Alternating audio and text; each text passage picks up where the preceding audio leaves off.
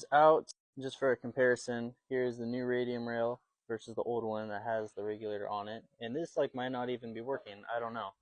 And then here is the new one that's fully adjustable, has the dial on the top, and then you have two aux ports for like a sensor, a gauge, kind of just whatever you want, like this gauge right here. But yeah, so let's get the brackets mounted on that and then mount this up.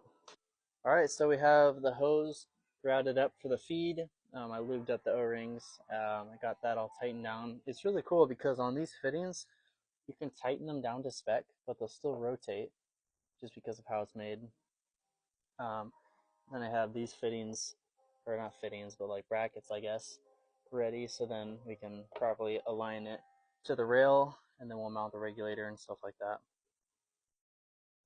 I'm gonna have to pull the hose back down because there's just a lot of it.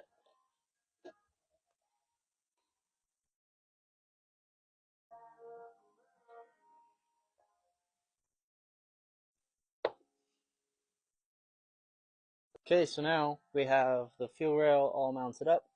The line back there, it's still loose, so I gotta tighten that. So now we're just ready to put the regulator on.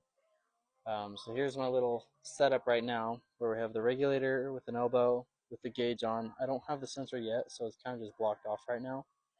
But it's gonna mount up right there, and then we'll fit in the bottom piece that's gonna go to the return line.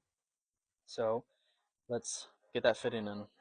So now the car is back in the air, and then we're just going to run the return line down from the front of the fuel rail, going all the way down, pretty much just following this feed line, and then it's going to replace these two hoses right here.